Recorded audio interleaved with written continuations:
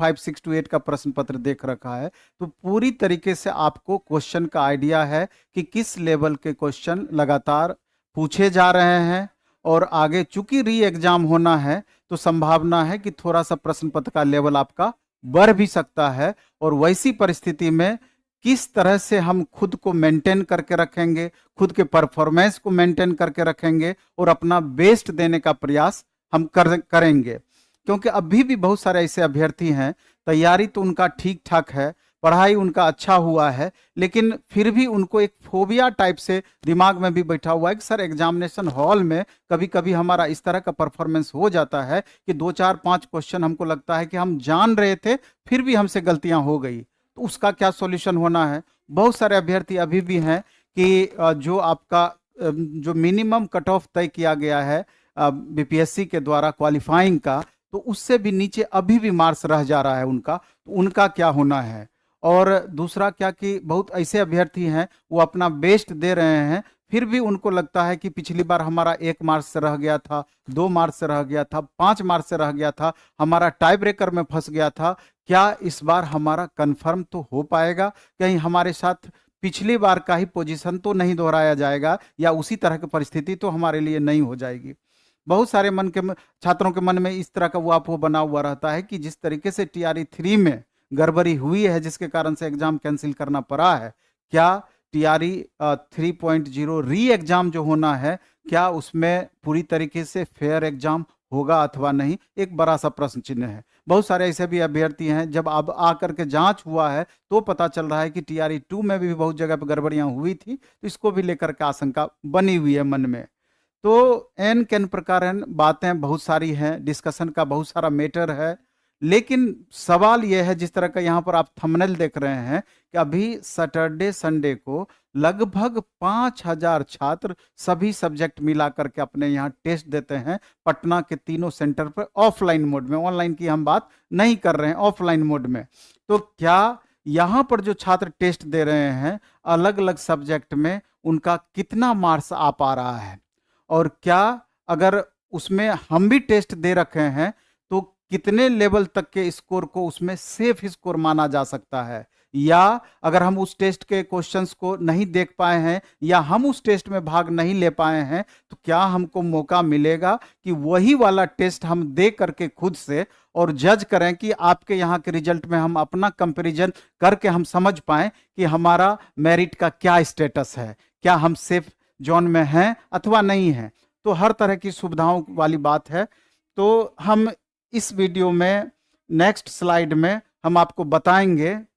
Next slide में बताएंगे कि बच्चे देखिए ये हमारा ऑफलाइन सेंटर है और किस तरह से आप आगे बढ़ाते जाएं इस फोटो को, किस तरह से लगातार आप देख रहे हैं कि ऑफलाइन मोड में छात्र नेक्स्ट करते जाएं, किस तरीके से लगातार छात्र यहाँ पर लगे हुए हैं। ये सब इस सैटरडे का और संडे का ये आपका फोटो है, ये हमारे एक सेंटर का है और इस तरीके से तीनों सेंटर पर टेस्ट चल रहा है। तो ये इस बात का सूचक है कि किस तरह छात्र प्लेटफॉर्म बाय नवीन कुमार सिंह के द्वारा जो टेस्ट का आयोजन किया जा रहा है, जिस तरह का प्रश्न पत्र दिया जा रहा है, कितना भरोसा इस पर कर रहे हैं और आप भरोसा इस पर आपको करना चाहिए कि नहीं। वीडियो भी इसमें थोड़ा प्ले किया जाए तो इस पर भी आपको गौर करना है। तो हमारा ये उद्देश्य है कि जिस रिजल्ट की अभी हम चर्चा इसमें आपका करेंगे, रिजल्ट हम दिखाएंगे कि कितने मार्क्स बच्चे लाए हैं, और उसी वो क्वेश्चन पेपर हमारा एक टेलीग्राम चैनल है प्लेटफॉर्म टीचर नया बनाया है, पुराना वाला तो है ही प्लेटफॉर्म बाय नवीन कुमार सिंह,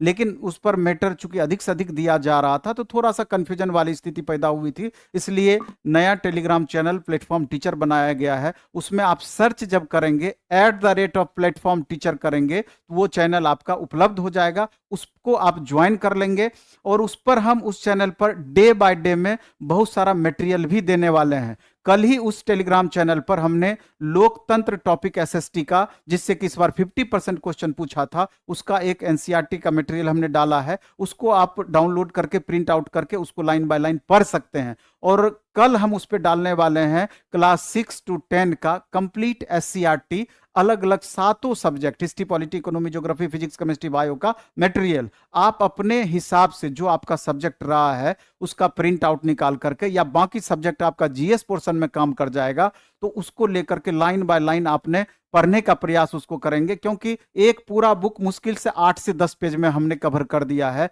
उसका वन लाइनर है, फिर फिल इन द ब्लैंक्स है, ऑब्जेक्टिव क्वेश्चंस है, मैच करने वाला क्वेश्चन है। पिछली बार 45 क्वेश्चन उससे पूछा गया था। और फिर आगे हम परसों आपका वर्ल्ड हिस्ट्री का लगभग 500 से 700 क्वेश्चन उसी चैनल पर हम डाल देंगे। उसके बाद अलग अलग सब्जेक्ट का 500 सेलेक्टिव क्वेश्चन हम लगातार डे बाय डे में डालते रहेंगे। और सबसे बड़ी बात, आज जिस रिजल्ट की हम चर्चा करेंगे उस प्रश्न पत्र को भी हम कल इस पे डालेंगे। आप उस प्रश्न पत्र को डाउनलोड करके, जो बच्चे यहां टेस्ट देने नहीं आ पाए हैं या दूर दराज रहते हैं या पटना से बाहर रहते हैं, बिहार से बाहर रहते हैं, उस प्रश्न पत्र को आप निकाल करके ईमानदारी पूर्वक उसमें बना लेंगे, चूंकि निगेटिव मार्किंग तो है नहीं। और फिर उस रिजल्ट में टेस्ट नंबर आपका दिया हुआ होगा, उससे आपका मैच हो जाएगा। प्लेटफॉर्म टीचर वाले चैनल पर इस रिजल्ट को हम डलवा देंगे। फिर उस रिजल्ट में आप अपना स्थान देखेंगे कि हमारा रैंक वास्तविक रूप से इस तरह के प्रश्न पत्र में कहां आ पाया है। जो बच्चे का रिजल्ट इसमें दिया हुआ है उससे कंपैरिजन करने की बात हम कर रहे हैं। तो इस वीडियो के माध्यम से हम आपको बताएंगे कि 5000 छात्रों के बीच आपकी क्या स्थिति होने वाली है और जो छात्र एग्जाम दिए हैं उसका किस तरीके से रिजल्ट बना है। इस चीज को आप देखेंगे तो बहुत बातें आपको समझ में भी आएगी। और आपको भी चाहिए, चाहे 1 to 5 हो, 6 to 8 हो, 9 10th हो, 11 12th हो, आपको मालूम है कि क्वेश्चन का लेवल अब किसी का भी कम नहीं है। नंबर ऑफ क्वेश्चंस में वेरिएशन हो सकता है। और 11 12th वाले छात्रों को हमको खास करके कहना है कि अगर आपका 11 12th का एग्जाम है तो 2.5 गुना लगभग मात्र कंपटीशन आपका है। आप अच्छे से तैयारी करें और उस पर 11 12th पे ज्यादा से ज्यादा आप फोकस करें। क्लास 9 से लेकर 12th तक का एनसीईआरटी 11 12th का अच्छे से आप पढ़ जाएं। क्वेश्चन छूटने की संभावनाएं आपकी बहुत कम रहेगी, उसी से आपका क्वेश्चन पूछा जाएगा। क्योंकि 11 12th वाले को थोड़ा सा मटेरियल का भी अभाव है, टेस्ट का अभाव है, कंटेंट रिच कंटेंट आपको बहुत ज्यादा उपलब्ध अलग से नहीं है। बाकी तो अंडर 10 वालों को ढेर सारा मटेरियल अलग अलग चैनल पर भी उपलब्ध है और हमारे यहाँ का भी उपलब्ध है। और अपना जो बुक आता है प्लेटफॉर्म का रुक्मिणी पब्लिकेशन से, लगभग सारे मटेरियल को हमने आपको उपलब्ध करा रखा है। 6 to 12 का हमने एनसीईआरटी का भी स्पेशल, एनसीईआरटी एससीईआरटी का वन लाइनर के रूप में भी मटेरियल उपलब्ध करा रहा है बुक के फॉर्मेट पर। तो आप उस चीज को देखेंगे और अधिक से अधिक रिवीजन करने का प्रयास करेंगे, क्योंकि छोटी छोटी मेहनत, यानी कि हर सब्जेक्ट पर आपका पकड़ बेहतर होना चाहिए। और धीरे धीरे अगर सब्जेक्ट पर पकड़ आपका बेहतर बनता है तो एक एक मार्क्स ऐड करके ही आप मैक्सिमम तक पहुंच सकते हैं, नहीं तो परेशानी निश्चित रूप से आपकी बनी रहेगी। तो इसलिए करके, चूंकि आपको मालूम है कि 6 to 8 का सबसे ज्यादा कंपटीशन लेवल है, 9 10th में भी कंपटीशन ठीक ठाक है, 1 to 5 वाले बच्चे 11 12th के बाद सबसे ज्यादा कंफर्ट जोन में है। हालांकि कंपटीशन वहां भी लगभग 5.5 गुना है, लेकिन फिर भी